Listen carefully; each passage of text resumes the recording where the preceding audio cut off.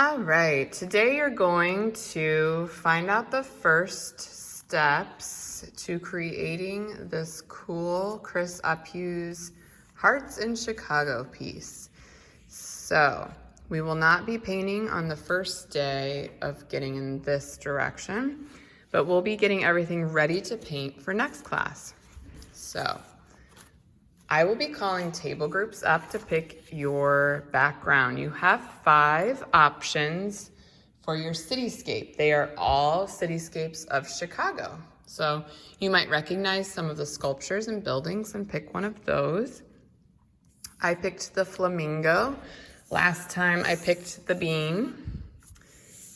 You're gonna get the flamingo or the bean or one of the other cityscapes when I call you up.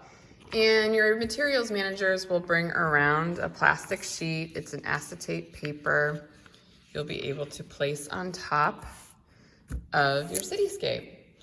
You'll have your sketches to work with. So I cut up my sketch, but my sketch looked like this. If you did not finish all 8, that's okay. You're gonna move forward.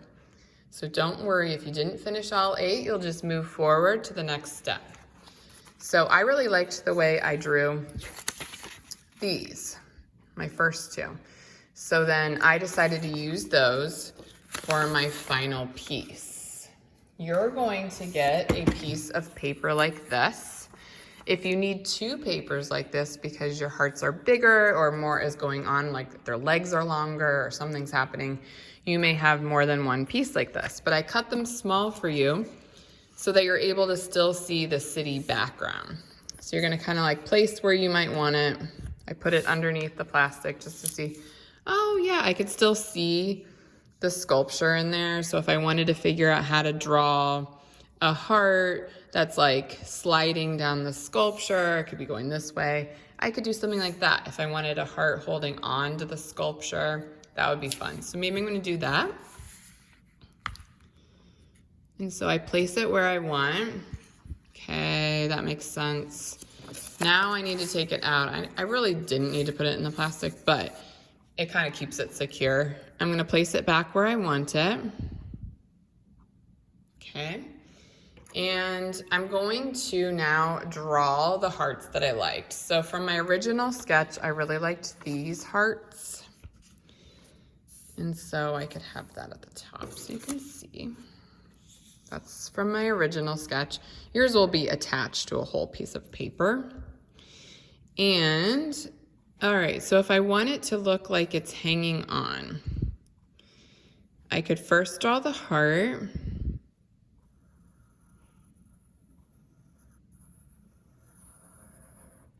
Okay, and then maybe both legs are going this way. And you can make them as goofy looking as you want.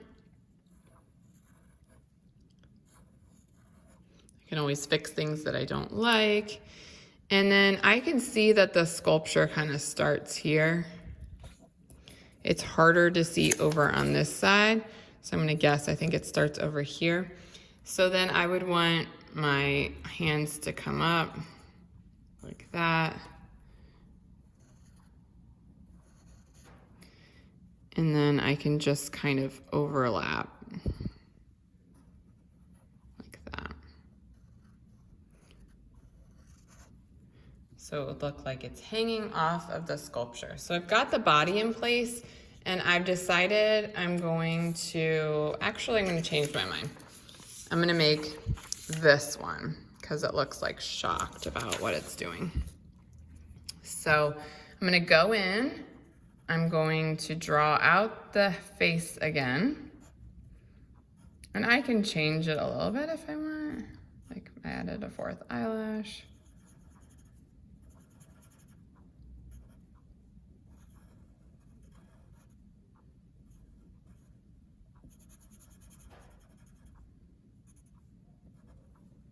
This is pretty freaked out about hanging off the building. If I want to be able to see everything better, I could take my scissors and I can cut, not like right up to the line, but just kind of around it. There is a scissors at your table just in case. You don't need to do this step, but if it works for you, go ahead and do it.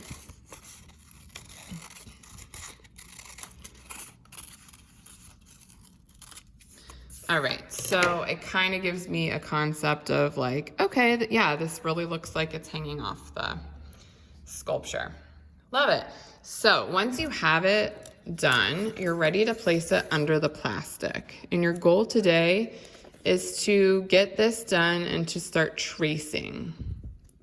So I'm gonna place it exactly where I want it. Okay, got it in place. The plastic kind of keeps it in place. And there's Sharpies at your table. If you have a bad Sharpie, definitely recycle it because you want to use a good Sharpie for this. Make sure your line is nice and dark. So I'm going to go around the heart. And I'm going to go back around the heart because I need it to be dark. It's kind of faded at first.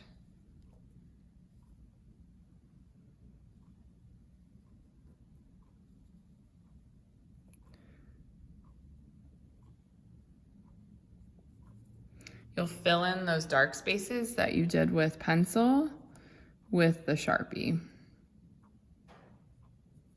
And we're using this medium Sharpie because we need it to be nice and bold for the painting part. It's okay, like my eyelash isn't perfect, but it looks cute.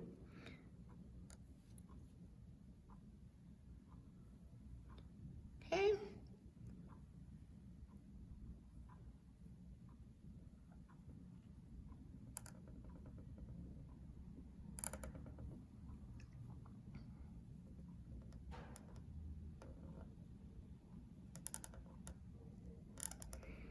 So now that I have it up close, I can kind of see where it matches better, so I might have changed it a little bit.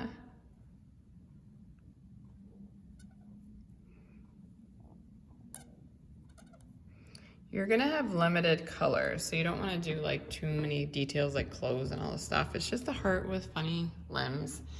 And again, like I said, you need to go back over to make sure your lines are nice and dark. You only need one heart, but if you really want another heart, like some kids in other classes have made hearts, like if this is happening, then there's one up there like reacting or trying to catch the heart. Maybe you have a heart that's climbing a building. Maybe you just have hearts dancing on the ground. So it's really up to you about the pose you make. You don't need to be able to draw hands or feet very well to be able to do this. It's very simple. So I am done. The next thing I need to do today is to flip my whole thing over. So I've got the plastic and everything attached, and I'm putting my name on the back in pencil. That's all I need to worry about today. Next time I see you, we will be talking about how to add the paint. And you'll see I only have limited colors on my plastic. So when you're adding the paint, you flip it over and paint the back, and I will show you the demonstration next time.